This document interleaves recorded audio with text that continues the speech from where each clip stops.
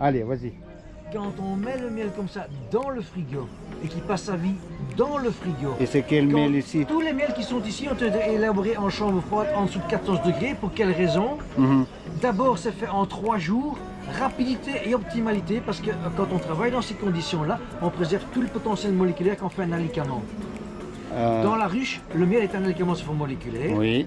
C'est lié au fait que, avec un taux d'humidité de 80% et une température de 35 degrés, tous les éléments naturels que l'abeille réalise dans leur existence vont libérer les molécules de leur composition à l'intérieur de la ruche.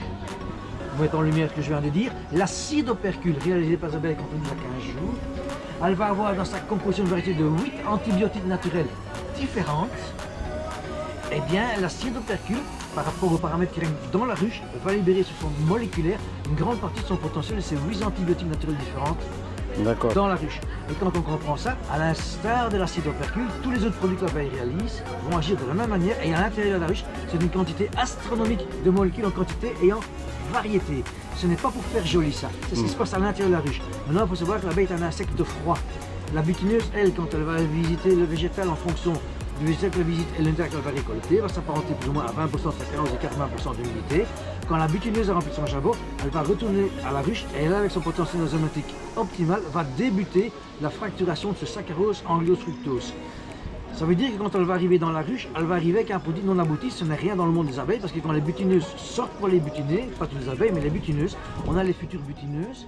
Ce sont les abeilles qui ont fait tout le parcours social dans la ruche. Le dernier stade, c'est les futures butineuses. Elles doivent viser pendant 6 jours leur environnement sans pluie de plus en plus profond pour trouver tous les repères qui les concernent pour trouver le chemin de retour lorsqu'elles vont les butiner. Et bien quand les butineuses sortent pour les butiner, les futures butineuses ne sortent pas, elles restent dans la ruche avec des jabots grands ouverts. Ça va permettre à la butineuse, quand elle arrive dans la ruche, de ne pas perdre du temps. Elle se dirige directement vers un jabot qui est grand ouvert. Et par un prophylaxie, elle va vider son jabot dans le jabot de la future butineuse. Quand c'est fait, la butineuse retourne vite butinée. Et à l'intérieur de la ruche, on va continuer la fracturation de saccharose en glucose de jabot en jabot.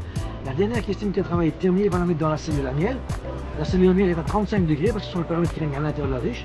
Ils vont mettre dans un état qui a été fracturé à froid, puisque l'abeille est un insecte froid. Le jabot qu'elle emploie, c'est même corpus. Un état qui a été fracturé à froid qui est mis dans une chambre à 35 degrés. La différence de température va créer une hydroscopie, va prendre l'humidité et le potentiel moléculaire qui sont libérés en même temps. Ça devient alicament sous forme moléculaire. D'accord.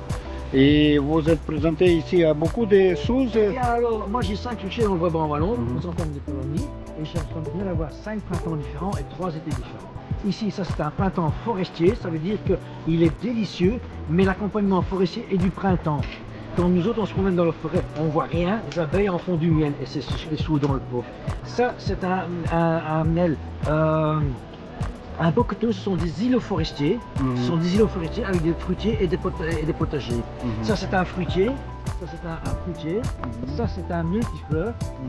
Ça, c'est un tilleul forestier. Et ça, ce sont des châtaigniers forestiers. Et tous ces miels-là doivent être stockés au frigo, comme ça, toute la molécule est dans la matrice du miel. Et quand on le sort et qu'on l'ingère, il va arriver à la température du corps.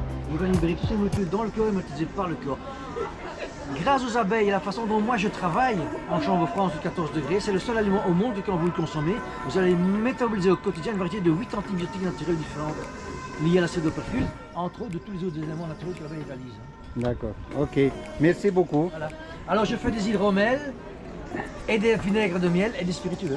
D'accord. GoPro, stop vidéo.